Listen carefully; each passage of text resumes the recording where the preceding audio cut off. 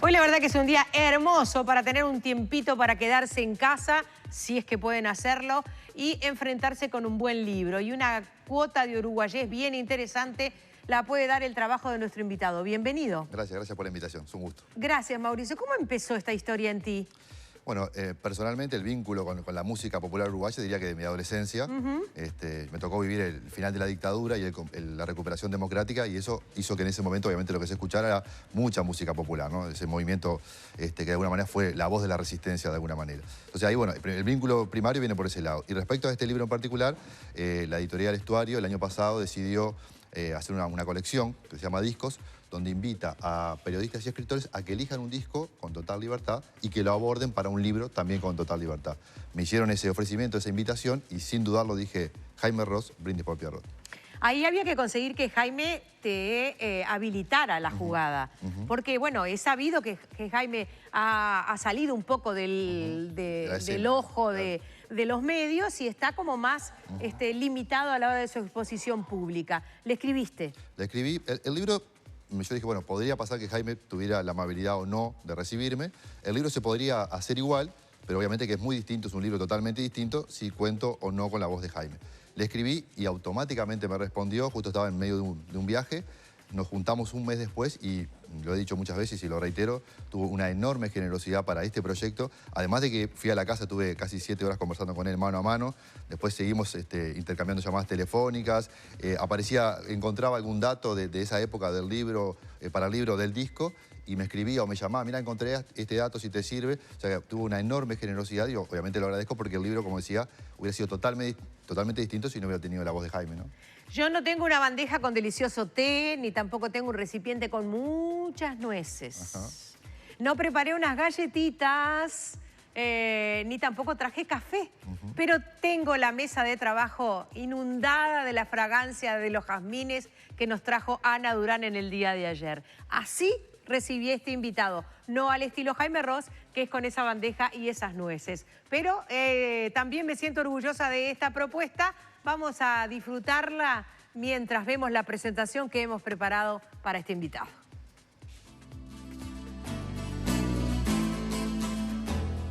Jaime Ross es un ícono de la música popular uruguaya.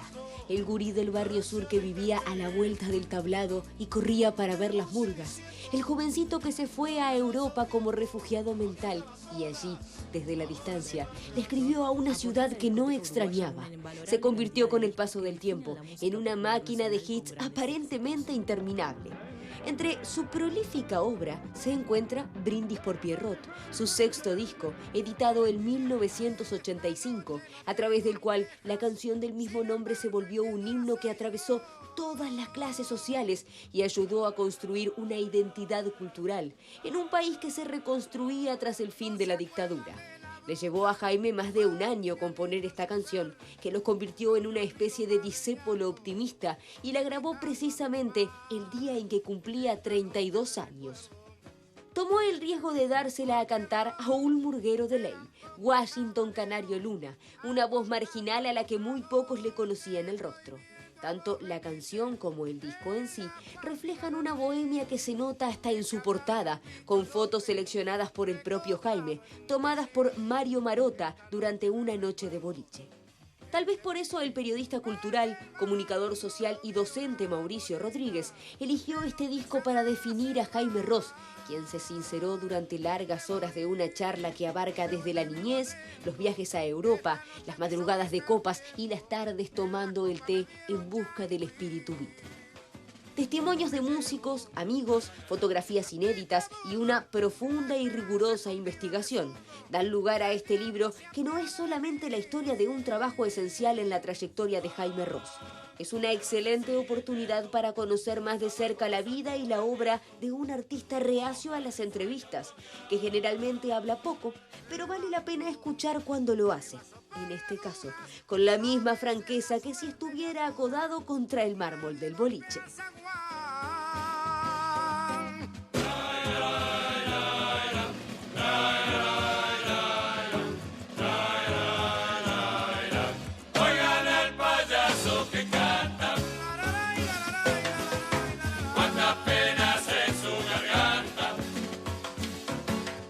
¿Algo para corregir? Levantarme y aplaudir. Preciosa la presentación, una felicitación a la producción, todo el material reunido en esos minutos. Muchas gracias. Bueno, si hemos dado con las claves, ¿dónde estábamos? Bueno, en realidad está muy bien el resumen que hicieron. Lo que decía recién, Jaime me recibió en su casa, logramos un ambiente intimista en la conversación y intenté ir por lugares donde habitualmente poco se le pregunta. Obviamente con el eje central de Brindis por Pierrot y el disco como forma de abordarlo. ¿Dónde transcurre ese videoclip? Ese videoclip transcurre, daría para hacer un libro aparte con la grabación de ese video en particular. Empecemos ahora. Empecemos ahora. En el Club Congreso, ahí estamos viendo algunas imágenes, habían tenido una experiencia anterior Jaime y Jorge de Nevi, de hacer un video casi artesanal, amateur de Durazno y Convención, y decidieron repetir la apuesta en el año siguiente, en 85, con Brindis por Pierrot. La murga tiene que ir al Club Congreso a grabar, pero había cierto mal humor porque tenían que ir a tocar al interior, algunos ni siquiera querían ir a la grabación, y lo que debería haber llevado durante varios días se hizo en 2 horas. Entonces, bueno, entre ese mal humor, Jaime los sedujo de alguna manera, trajo algo para tomar. Jaime me cuenta que el cantinero, el dueño del Club Congreso, estaba de mal humor porque tuvo que ir a abrir el club un domingo. Y lo cierto es que, bueno, se hicieron esas tomas, se le pidió al canario que llevara la ropa de ese personaje, ¿no? Que era el borracho de un cuplé de Falta y Resto de un par de años antes. Lo cierto es que eso, mirado a 30 años después, se transformó en un ícono, no solamente de la música popular uruguaya, sino desde el punto de vista estético, ¿no? Porque recrear el ambiente de la murga, bueno, ahí estamos viendo, jugando a las cartas, jugando al truco, tomando algo, conversando. Creo que en 3 minutos que dura este video se resume lo que es la esencia de la propia canción Brindis por Pierrot, ¿no? Que es justamente la bohemia, la noche, el mostrador. Allí veíamos al pasar alguna imagen de Mario Marota que están incluidas en el libro, que son inéditas, que por primera vez se muestran en público, que tiene que ver con una noche donde Jaime termina de grabar parte de Mediocampo, se van al club, al bar Cóctel, allí a la vuelta del estudio. Salimos del Congreso. Salimos del Congreso, exactamente. Salimos del Congreso. Y nos vamos a la etapa Vamos, o sea, salimos del videoclip. Antes de eso, sí, cuando tú no habías llegado todavía, Cairo Herrera decía que esto se había estrenado en Plop. Exactamente. ¿Es así? O en Telecataplum, uno de los dos, no lo recuerdo ahora. Sí que era un programa de humor que dirigía en ese momento Jorge de Nevi. Y como decía, la experiencia que tuvieron el año anterior con Durazno y Convención hizo que la gente llamó al canal, pidió que lo repitieran, los llevó a repetir la experiencia. Y bueno, y esto, el resultado es eso que estamos viendo, los integrantes de la murga alrededor de un mostrador, con el canario, con el disfraz del borracho. Digamos que además Jaime me cuenta que él le pidió particularmente, cuando el canario dijo, bueno, tengo que ir vestido de alguna manera, dice, bueno, anda con esta indumentaria. Y fue tal el éxito que el canario la adoptó como indumentaria. A partir de ese momento, cada presentación que tenía era esa la ropa que usaba. El chaleco estaba puesto. Estaba puesto, el gorro. Y sucede una cosa fantástica, y seguramente lo veamos sobre el final del video, que se empieza a generar un clima como de penumbra. La murga finalmente se tiene que ir porque tiene que ir a tocar a presentarse a Juan Lacase. Y se quedan el bolichero, el canario y Jaime, ¿no? Jaime haciendo las veces de mozo en el video. Y los segundos finales, ahora lo vamos a ver seguramente, se genera un clima de penumbra, ¿no? Como que hay muy poca luz, ¿no? Ideal para un murguista acodado a un mostrador reflexionando sobre la vida y el carnaval. Y Jaime cuenta que en Buenos Aires, unos estudiantes de audiovisual le preguntaron cómo habían logrado esa estética tan particular, ¿no? Suponiendo que era algo estudiado, premeditado. Y Jaime dice, lamento romper el acto de magia, pero en realidad fue que se nos empezaron a quemar los focos, ¿no? O sea, había 8 o 10 focos, se empezaron a quemar, y esos minutos finales de grabación tuvimos que hacerlo casi a las apuradas porque ya nos quedábamos sin luz, ¿no? Entonces, desmitificando un poco lo que fue. Pero en realidad uno lo ve 30 años después este video, y es un material de culto, ¿no? Porque no solamente por lo que significa la canción, sino que está hecho en forma artesanal, y yo creo que logró captar la esencia de lo que es el ambiente de la murga, ¿no? El boliche, bueno, tomarse un acodado mostrador. Y yo, con un amigo, querido amigo fotógrafo, Javier Nocetti, me fui a recorrer todos los bares donde Jaime había hecho algo, ¿no? ¿Estuviste en el Congreso? Estuve en el Congreso y, curiosamente, todo ese lugar está desmantelado. Incluso es una experiencia interesante, están las marcas de ese mostrador, algunas cosas que estaban en la pared, pero sufrió algunas modificaciones y el lugar no es el mismo. Lo que sí es el mismo es el Cóctel Bar, donde se sacó la foto de la tapa de Brindis por Pierrot. Ahora vamos al Cóctel Bar, que es otro lugar de Montevideo. Hasta ahora solo hemos visto hombres vencidos. Exactamente. Vencidos, pero lo dice el recitado final del canario, te largan a la cancha sin preguntarte si querés entrar, por si fuera poco de golero, pero hay como una reivindicación de no estoy vencido. O sea, es un poco la esencia de Brindis por Pierrot, ¿no? O sea, el murguista que sabe que en algún momento va a dejar de salir en carnaval, el murguista que filosofa en una madrugada acodado a un mostrador, pero sabe que sigue estoico enfrentando la vida, ¿no? Que es la esencia, de alguna manera, de lo que es la propia canción, ¿no? Se los ve con una presentación no cuidada, algunos están transpirados, otros parecen ya nublados por el alcohol, ¿verdad? Pero todas esas claves están habilitadas en este video. Pero además tiene mucho que ver con que, obviamente, el género murga ha cambiado mucho desde el 85 hasta acá, pero este tipo de estética, incluso el canario, si uno presta atención, el maquillaje está casi que mal hecho, si lo miramos con ojos de hoy, ¿no? Una cosa medio borroñada, un rojizo que no tiene mucho sentido. Y lo que pretende Jaime, y desde el punto de vista estético, es recrear lo que era la murga antes, ¿no? Que se pintaban medio a las apuradas, que era una cosa como para presentarse en los tablados, y la estética del propio canario. Entonces hay como una reivindicación de aquella murga, ¿no? De la murga original, de alguna manera. Las uñas largas, la uña larga en el dedo meñique, el chevalier, ese anillo que se utiliza también especialmente en el meñique, que generalmente pretendía ser de oro. A veces era acompañado de unas iniciales, cuando era un sello, así se le llamaba. Y si no, bueno, un rubí o una piedra roja. Algo que se pareciera, exactamente. O una piedra roja. Lo interesante es el sombrero, que eso sí es muy canario Luna, porque no se utilizaba el sombrero dentro. Cuando se entraba a estos locales, la gente se sacaba el sombrero. Los caballeros lo tenían incorporado. Todos los hombres lo tenían incorporado. Sin embargo, eso entra dentro del look del personaje y el canario lo incorpora. A partir de ese momento, el canario y su gorro y su chaleco son toda una unidad. Y esto que decía, fue un pedido de Jaime para reivindicar esa estética de antes, ¿no? Y bueno, el canario, obviamente, a propósito de lo que fue el éxito de Brindis por Pierrot, lo incorporó naturalmente y así se presentó a partir de ese momento, ¿no? El sombrero no tuvo la misma suerte que la gorra, que la gorra sí era habilitada. Es verdad. Y la gorra de tela ahora es también habilitada, sobre todo la que se parece a las que vienen de Estados Unidos. Muchos recuerdos de otras épocas y de personas que ya no están con nosotros, dice Yacira. Personas que noche tras noche con su pasión nos hacen disfrutar de una identidad muy nuestra, el carnaval. Salud, dice Yacira, que nos está viendo. Eduardo agrega, toda persona que se apasiona haciendo algo para traer a nuestro carnaval al presente, desde tiempos de antaño, se merece el aplauso popular y el mío en lo personal. Hoy les escribo desde esta cuenta que abrí en honor a don Eduardo Gamero. Mi nombre es Richard y un fuerte abrazo a todo el mundo del carnaval en este día, que el letrista no se olvide. Estamos viviendo un día muy complicado para el carnaval. Nosotros vamos a celebrar los 45 años de una murga también, pero tenemos complicado el día porque el carnaval está de luto, con un fallecimiento en el día de hoy. Ya hablamos de eso en el primer bloque.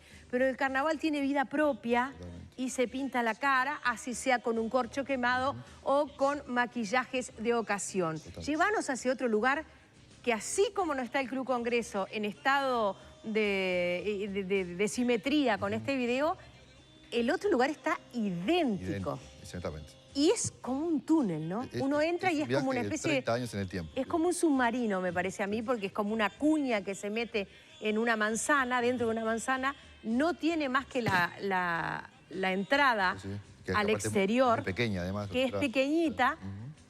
¿Dónde queda? Bueno, el cóctel bar queda en Andes casi 18, y hiciste una descripción perfecta de una cuña del pasado en el presente de la ciudad. Y yo, bueno, como decía, tuve oportunidad de ir a algunos lugares, algunos ya no están más, obviamente, pero el cóctel bar, uno entra y se siente instantáneamente que estuviera reviviendo las fotos de Mario Marotta. Ahí estamos viendo esa imagen, es de ahí, de ese lugar. La máquina de café está en el mismo lugar, el mostrador está en el mismo lugar. O sea, uno parece que el bar no hubiera viajado en el tiempo y se quedó en aquel 85-86. Y además, yendo a estas imágenes en particular, Mario Marotta, que es amigo de Jaime y fotógrafo personal durante más de 30 años, como decía, fueron esa noche, estaban grabando el disco Mediocampo, abril del 84, termina la sesión de grabación, en la madrugada bajan Jaime, Mario Marotta y algunos integrantes de la murga a tomar algo ahí en el cóctel bar que quedaba a la vuelta del estudio. Se encuentra con este personaje, que es Dodera, de apellido, un profesor de filosofía, que era un habitué del lugar, y se da una charla que transita, entre otras cosas, el tema de la ópera. Entonces, este hombre Dodera se pone a bailar y a cantar ópera, ¿no? Las fotos que aparecen en el libro, inéditas por primera vez, publicadas, y reitero el agradecimiento a Mario Marotta por el gesto, aparece Dodera cantando, bailando ópera y explicándole a Jaime qué significaba la ópera para él. Y hay un par de fotos donde Jaime se lo ve como una escucha muy atenta de lo que está diciendo Dodera, que era un personaje que ellos conocían de la noche porque realmente se lo cruzaban. Pero lo que digo, ese instante mágico que Marotta logra captar, esa conversación en la madrugada, un año después, cuando empieza Jaime a armar un poco la estética de Brindis por Pierrot, le dice a Mario, ya tengo la tapa. Y Mario se pensó que tenía una idea para desarrollar. Dice, fue una foto que sacaste hace más de un año en el Cocktail Bar. Y bueno, finalmente fue la tapa del disco y obviamente tapa en este caso del libro. Pero la magia de Marotta de captar ese instante preciso, ¿no? Ahí hay muchas cosas que pintan a Jaime, ¿verdad? Un tipo que se ocupa hasta de esos detalles. Es decir, le importa la presencia de sus discos desde el punto de vista estético, le importa trabajar mucho tanto en el sonido como en lo que ahora se llama el packaging, que es una palabra bastante desagradable para describir en realidad que uno tiene ganas de que todo sea perfecto y por lo menos si no lo logra, trabaja para lograrlo. Lo intenta por lo menos. Ahí está. Claramente. Y tenía en su memoria esa foto, lo llama Marotta. Marotta no es que no se acordara de esa, se acordaba de la serie, sí, pero sí, de esa foto en particular no la tenía tan vista como la había visto Jaime. En realidad el que ve esa foto en la lente de Marotta es el propio Jaime. Totalmente. Y lo sorprende a Marotta, le dice, ya la tenés. Sí, sí. Es esa. Tal cual, es que lo hiciste una descripción perfecta porque el propio Mario, bueno, yo lo entrevisté para el libro, me dice, cuando Jaime me dice esto, yo dije, bueno, ¿de qué estar hablando? No quise desilusionarlo con mi poca memoria. Y efectivamente, o sea, esa foto, ese instante preciso, logra captar ese ambiente de bohemia, de charla, que es lo que sucedía habitualmente, porque no hay que olvidarse que Jaime me cuenta para el libro que él, la primera bohemia que conoce es la de Europa y no la de Montevideo porque se fue teniendo 21 años. Cuando vuelve entre el 84 y el 85, ahí es cuando empieza a incursionar el ambiente de la bohemia, del carnaval y de la murga por un lado y del candombe por otro, que son iguales pero distintos, primos hermanos, como dice Durazno en Convención, ¿no? Solamente que tienen sus propios códigos y Jaime empieza a incursionar. En esas incursiones, donde con Mario muchas veces se iban por la madrugada a recorrer algunos bares, a caminar, les gustaba mucho caminar por la ciudad, reflexionando sobre música, arte, la vida en sí. Y bueno, en ese instante preciso, en una oportunidad, como bien decís tú, Marotta capta el momento con su lente por un lado, y por otro Jaime, un año después, se da cuenta que la esencia, el espíritu de Brindis por Pierrot está resumido perfectamente en esa fotografía. Es bien interesante que Jaime trabaja, como lo han hecho algunos otros, y visto desde fuera parece una fórmula muy exitosa. No es que lo busquen, pero me parece que además es entendible con gente con la que encuentra afinidad. Es decir, empieza a generar un vínculo a lo afectivo, de respeto, de valoración del otro, de la inteligencia del otro, o de la sapiencia o la expertise, el arte, claro, ¿verdad? En el otro, y dice, yo me arrimo, y genera una relación. Después esa relación es tan valiosa que da frutos, y de esos frutos disfrutamos todos. Por suerte pasa eso. Y respecto a eso que decís, un ejemplo, hay otro, pero el ejemplo claro es el propio Canario Luna, ¿no? Exacto. Donde él estuvo 22 meses para hacer la letra. Le dijo, yo voy a hacer una letra para tu voz y para vos. Que es un compromiso de alguna manera, un pacto de caballeros entre los dos. Y Jaime se tomó 22 meses porque la iba armando, pero no le encontraba, no terminaba de satisfacerlo. Tenía frases, no lo vieron a Molina, me voy como se han ido tantos, hasta que finalmente en una noche, en un ensayo de Falta y Resto en la cantina del Club Fénix, ahí vio una serie de imágenes que fueron las que terminaron de conformar y vestir la canción y dijo, bueno, esta es la canción que tengo para vos, Canario, ¿no? Es muy divertido también, yo le pregunto, bueno, ¿cómo fue la primera vez que le dijiste, Canario, tengo la canción y te la voy a mostrar a ver qué pensás? Y es un ensayo de Falta y Resto, están toda la murga allí, Raúl Castro, Jaime y el Canario. El Canario estaba alejado, apoyado contra una pared, mirando como a distancia, ¿no? Como observando, tanteando el terreno de alguna manera. Jaime la empieza a tocar con la guitarra y le va indicando a los murguistas, cada uno, bueno, acá entraría la murga, no sé qué, Canario, vos harías esto. Y me cuenta Jaime que el Canario de a poco se va acercando. O sea, a medida que la canción va transcurriendo, va generando como una empatía, su actitud al principio de instante empieza a ser otra, y cuando termina la canción, tiene al Canario parado al lado, como diciendo, vamos a hacerla, ¿no? Entonces es como que un poco esto que tú, ¿no? O sea, como, además de haber visto el potencial enorme de Canario Luna, que después se transformó, gracias a este disco, explotó a nivel de popularidad la carrera de Canario, eso que decís tú, ¿no? De haber visto la esencia de la persona, del personaje, y bueno, obviamente le puso la canción para que la interpretaran, ¿no? Es bien interesante leer, entrar en la casa de Jaime junto a Mauricio, trasponer el umbral, pasar junto a un roble. ¿Roble? donde están las cenizas de la madre de Jaime, porque él decidió que allí estuvieran. Una mujer interesantísima, poderosa, que siempre desarrolló con su hijo un vínculo muy fuerte, pero que no lo ató en ese vínculo, o que en todo caso en algún momento tuvo que soltar amarras, pero generó con él una suerte de mensaje en clave que acompañó cada una de las despedidas en las que Jaime salió por la puerta de su casa, y siempre su madre lo despidió con un hasta la vuelta. Ese hasta la vuelta se convirtió para Jaime en una certeza que había siempre un lugar donde volver. Y uno quiere que de alguna manera, si se mete en la música popular uruguaya, eso se contamine con el volvé a tu casa cuando quieras, siempre te esperan a cenar. Para de alguna manera tener allí ese vínculo con la música popular. Una mujer que sin embargo tenía un hijo solo, un hijo que a los 21 años a ella y a su esposo le dijo, me voy. Un padre que tembló porque había un par de tíos que se sabía que eran... No era una buena referencia. Si yo utilizara la palabra que utilizamos mucho acá en broma en el programa, diríamos un poquito cachafaz. Exactamente. En la época se diría que eran un poquito calaveras y que se sabía que podían ser una influencia que los llevara a la noche. Exactamente. Y a la noche de París. Sí, totalmente. Y en la noche de París estuvo Jaime, sí.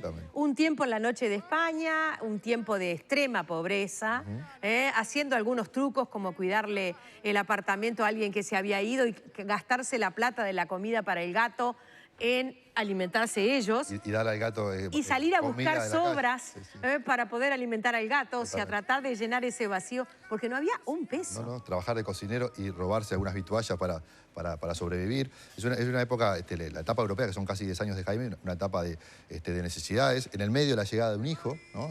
Conoce el amor, después llega la llegada de un hijo, y ahí es donde Jaime, que lo dijo... El hijo. El hijo, exactamente. Porque después queda como el hijo en la vida de Jaime, y es el nieto de esa mujer también, o sea, pasa a ser esa figura tan importante. Y el periplo europeo de Jaime, pasando necesidades, pero por otro lado, lo dice con sus propias palabras, se abre la canilla de la composición, es donde empiezan a aparecer las letras, y él dice, curiosamente, estando en Madrid, estando en París, después en Holanda, a lo que yo le canto no es a lo que me está pasando alrededor, sino a mi infancia, la esquina de mi barrio, el tablado, la murga, o sea, abre la canilla y lo que sale de su espíritu es la murga, el barrio, Montevideo, por supuesto, ¿no? Él ha dicho muchas veces, viví muchos años afuera, pero en mi lugar siempre, vinculado a lo que tú decías, el volver a mi tierra. Yo soy planta de esta maceta, ¿no? Es una frase que dicen muchos, lo ha dicho Jaime, lo ha dicho Hugo Fatoruso, pero es tal cual, o sea, es volver, y en el caso de la madre, ese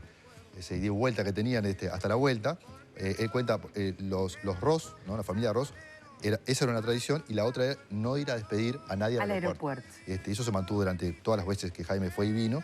Y bueno, de hecho le hace una canción a su madre finalmente y menciona el puerto justamente al que siempre volvía, ¿no? Ese vínculo está muy presente y, como bien decías, las cenizas de su madre están en la puerta de su casa, ¿no? Muy buena entrevista, cuántos recuerdos, nostalgias de la música del genial Jaime y otros personajes que hicieron historia, dice Ana Julia. Un abrazo para Mauricio, dice Gabriela Teixeira, que es Rodríguez, no sé si es pariente, pero es de los Rodríguez. Los Rodríguez somos muchos. Capaz que Calamaro también está ahí. No debe ser los mismos Rodríguez. Él usó nuestro apellido para tener éxito. Exacto, él les usó el apellido. Un gracias por rememorar figuras y sonidos eternos en el tiempo. Aquí hay hermoso ver gente joven rescatando esos momentos ineludibles de nuestra memoria musical en un momento tan especial de hallazgos y reivindicaciones. Dice Walter Martínez Elgarte, felicitaciones. Felicitaciones, dice Claris Gómez, al periodista. Además, mi admiración por un señor, con mayúscula, que tiene la fortuna de transmitir tan formidable. Lindos recuerdos, muchas gracias, dice Rosa Huelmo, y nos saluda. Gonzalo, saludos a mi hermano, Gonzalo Rodríguez. Este sí es de los suyos. Sí es este es de su marca. Exactamente. Saludos a mi hermano, y la verdad que lo felicito por todos sus logros. Un abrazo grande de mamá y papá que están acá mirándote conmigo. El club de fans nunca falla. Siempre está ahí. Lo felicito porque lo tiene. Exactamente, muchas gracias. Así que disfrútelo. Sí, lo disfruto como disfrútelo. ¿Cómo se llaman sus padres? Silvia, y le decimos Cholo, así que pues si le digo su nombre verdadero se va a ofender. Perfecto. Cholo, Silvia y Gonzalo, y mi otro hermano Marcelo, que seguramente también esté mirando. ¿Tres varones? ¿Silvia y Cholo? Yo soy mellizo con otro, con Marcelo. Mellizo. Dos varones juntos, sí. y después Gonzalo, que vino un poco después. Bien. Exactamente. Los mellizos tienen su historia, pero esa es otra, que la contaremos otro día. Vendremos en otra oportunidad a hablar de los mellizos. Bueno, pero vamos a hablar un poquitito más de este libro y de este Jaime. ¿Qué Jaime encontraste? Porque tuviste el privilegio de acceder a un Jaime que está un poco guardado. Exactamente, sí. Y que queremos saber si se parece al que veneramos. Exactamente. Bueno, para mí fue un enorme honor, no solamente que Jaime tuviera la amabilidad de recibirme en su casa, ¿no? Que es un lugar íntimo, privado. Y muy luminoso, tú decís. Muy luminoso. Estuve en una habitación llena de luz. Llena de luz, mucha luz, bueno, llena de música, o sea, discos, cassette, libros de música, todas sus guitarras, incluida la primera, la que su padre le regaló cuando tenía 11 años. Una guitarra que viene de Artigas. Sí, en realidad su padre trabajaba en el interior, trabajaba para una bodega, entonces estaba todo el tiempo recorriendo el interior. Y desde Artigas, una noche lluviosa, lo cuenta Jaime en el libro, le tocan timbre, es la famosa onda, ¿no?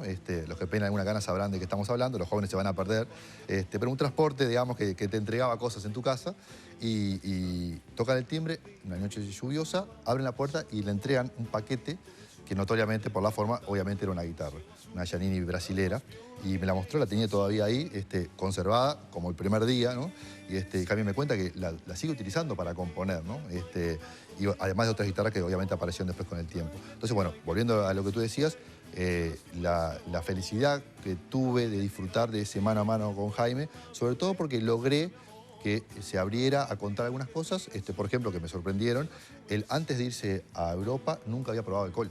Cierto. Era una especie de hijo modelo, digamos, vinculado a lo que decías tú recién. Y bueno, lo empieza a conocer en parte en Europa. Y bueno, y esa charla de ida y vuelta, y encontré un Jaime aplomado, disfrutando esta etapa de la vida. Es una percepción personal, pero creo no equivocarme. Y obviamente, la gente que sabía que estaba en este proyecto, y ahora que es público, digamos, todo el mundo me pregunta cómo lo vi, cómo está. Vuelve Jaime a tocar, no sé, no hablamos de ese tema de alguna manera, pero lo que sí es, lo vi a alguien que está disfrutando esta etapa de la vida, ¿no? Y respecto al proyecto, bueno, una generosidad absoluta, no solamente por su tiempo, sino realmente uno sentía que Jaime estaba comprometido a dar lo que tenía para decir, lo mejor que tenía para decir en ese momento respecto al disco y al libro en particular. Entonces, para mí es solamente palabras de agradecimiento. Es bien interesante porque Mauricio le plantea una entrevista, la entrevista se extiende, llega a ser unas 6 horas y pico en ese mismo espacio, como yo les decía, con esa bandeja, con esas varias tazas de té que toma Jaime mientras charlan. Lo de las nueces nunca supe si se había concretado en que las habían probado. Pero lo más lindo que él cuenta también, o por lo menos que a mí me pareció que estaba yo con él mientras realizaba la entrevista, es que casi al principio ya, o sea que eso se logra desde el vamos. Él le agradece a Jaime, se sientan y Jaime se afloja en el sillón. Exactamente. Esa fue la actitud con la cual... Ahí está, tú lo pautás eso. Totalmente. Y ahí yo siento que, bueno, que empezó. Que empezó a contar de verdad. Que no es un tipo que está respondiendo a un grabador. No es una entrevista clásica. Ahí está. Esa sensación la tuve y por eso me interesó, y está muy bien lo que decís, que sea parte de la introducción del libro, porque mi objetivo, obviamente cada uno hará su propia lectura, es que el lector sienta que efectivamente estamos, el lector y yo, sentados frente a Jaime, conversando en ese mano a mano. Entonces, esa introducción me pareció interesante para decir, ubiquemos el escenario donde pretendemos de alguna manera que se desarrolle esta ida y vuelta. Y bueno, si tú sentiste eso, entonces me doy por satisfecho porque efectivamente ese era el objetivo. También me gustó mucho que llegaras a la casa y hubiera un transeúnte, en este caso un repartidor, que bueno, que simplemente estaba trabajando en el balneario y repartiendo su mercadería. No sé por qué me hice la idea de que era para almacenes. Y se detiene porque lo ve a Jaime y le pega él, vamos arriba, lo saluda. Como en general saludan los uruguayos, que suele ser así, no de una manera invasiva. Y Jaime lo escucha, lo atiende y el hombre empieza a contar todo lo que sabe de Jaime, todos los lugares en los que lo fue a ver. Habla de distintos barrios, de recitales en lugares diferentes. O sea, de alguna manera, él es uno de nosotros también. O sea, eres tú uno de nosotros y es uno de nosotros el tipo que maneja el camión. Totalmente. Pero aparte de eso me dio pie en esa previa, digamos, antes de sentarnos con las nueces, el café y el té. El hombre está diciendo que recordaba particularmente la escena, para quien no leyó el libro, es: yo voy llegando a la casa de Jaime en la Floresta, veo un camión parado, Jaime hablando, el camionero dentro del camión y Jaime desde abajo charlando. me sumo un poco a la escena, se despiden y entrando a la casa Jaime me cuenta que este hombre estaba recordando un recital que particularmente al camionero lo removió, lo conmovió, que dio Jaime en Atlántida en el 90 y pico. Entonces eso me da pie justamente para conversar. Cómo maneja el tema de la gente que lo para, le grita y dice, bueno, el uruguayo es muy respetuoso, y lo que se reitera es vamos arriba Jaime, ¿no? El vamos sin la S, ¿no? Al uruguayo, sí, ¿no? Como en Uruguay nomás. Exactamente. A nadie se le ocurre meterle la S. Una herejía, eso es una herejía. Exacto. Bueno, el vamos arriba Jaime, que estaba sucediendo de alguna manera en esa situación previa, cuando yo llego a la casa, fue que le habilitó justamente la introducción de la charla, ¿no? De, bueno, el reconocimiento de la gente, el manejo de la popularidad, porque eso, y volvemos un poco a Brindis por Pierrot. Bien. Jaime, en ese momento, 82, 83, 84, 85, obviamente ya era un músico, estaba ganando su lugar dentro del espectro de la música popular uruguaya, pero todavía no se comparaba a lo que pasó después. A partir del 85, con Brindis por Pierrot, no solamente Jaime, sino también el Canario, se transforman en los artistas populares más populares, vaya el juego de palabras, porque Brindis por Pierrot sonaba por todos lados. Y Jaime dice, bueno, para mí fue un proceso de saber empezar a manejar esto, porque una cosa es que te cruce alguien y te diga, vamos arriba Jaime, y otra cosa es que sientas que, desde el punto de vista periodístico, artístico, a nivel de popularidad, se genera todo un mecanismo a tu alrededor que es muy difícil de sostener, ¿no? Que Jaime obviamente lo hizo durante tanto tiempo y lo sostuvo muy bien. Pero en ese momento fue la primera vez que debió afrontar esta popularidad masiva, ¿no? Entonces, me parece que está interesante el cuento para decir, hay un quiebre en la carrera de Jaime y un quiebre en la música popular uruguaya, ¿no? Estudiaste todo lo que pudiste, repasaste todas las entrevistas que andaban en la vuelta y en internet. Obviamente te preparaste, llevabas tus propias notas, o sea que fuiste con tus pertrechos. Exactamente. ¿Sabías lo del bigote? Sí, ya lo había leído, sí, lo sabía. Vamos a contarlo. Vamos a contarlo. El bigote es Jaime, tú decís en un momento. Es que es así. Me puse a pensar en algunas caricaturas, me puse a pensar en Arotza, me puse a pensar y concordé contigo. Totalmente. Con el bigote y con Jaime. Es que yo creo que el vínculo entre Jaime y el bigote es casi una cuestión estética absoluta. Él lo adopta siendo jovencito, a los 20 años, a propósito de una etapa de los Beatles, que todos en un momento como jóvenes hicimos algo vinculado a nuestros héroes musicales. Él decía hacer eso sin imaginar, por supuesto, que se iba a transformar en un ícono de su imagen, de su estética a través de los años. Y sí, para mí Jaime es su bigote y su bigote es Jaime, como que es inseparable una cosa de la otra. Y tú lo decías muy bien, cualquier caricatura que se pretenda de estar bien hecha no puede saltearse en Jaime el bigote, ¿no? O sea, puede cambiar la estética con una guitarra, con un bajo en su momento, vestido con una campera o lo que fuera, pero el bigote siempre tiene que estar. Estamos acercándonos a algunas y la verdad... Esta de Arotza, exactamente. Arotza es estupendo. Ayer, dicho sea de paso, no quiero cambiar de tema porque es el mismo autor, es el mismo artista plástico.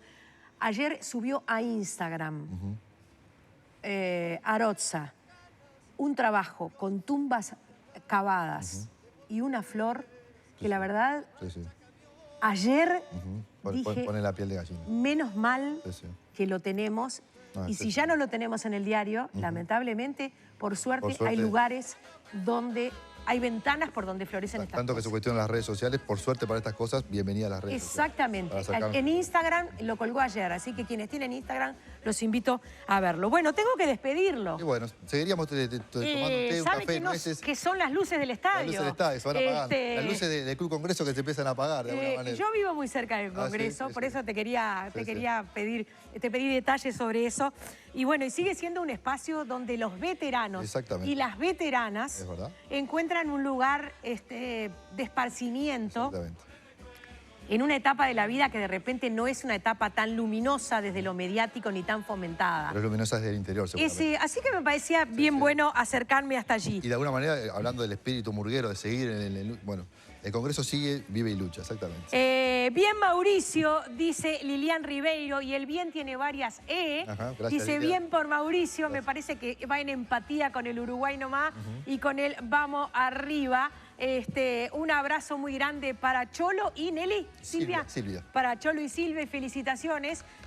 Los mellizos a veces nos dan muchas dudas a los padres porque tenemos miedo de que no sé, son dos en el mismo Para momento. pensar que vengan dos juntos, ya eso ya Tan es una complicación. chiquitos. Y bueno, por lo pronto parece que este dueto sobrevivió con una gloria. Exactamente. Felicitaciones por este trabajo. Muchas gracias, María. Gracias a Marota, que estuvo como buen amigo de Jaime, afín a abrir las puertas. Totalmente. Y bueno, el formato es un poquito pequeño. Sí, porque es el estilo de la colección. Porque es una colección, casi un bolsilibro, diría yo. Exactamente. Alguna vez Arca hizo en nuestro país, una antigua editorial nuestra, hizo una serie que se llamaba Bolsilibros, me hizo acordar.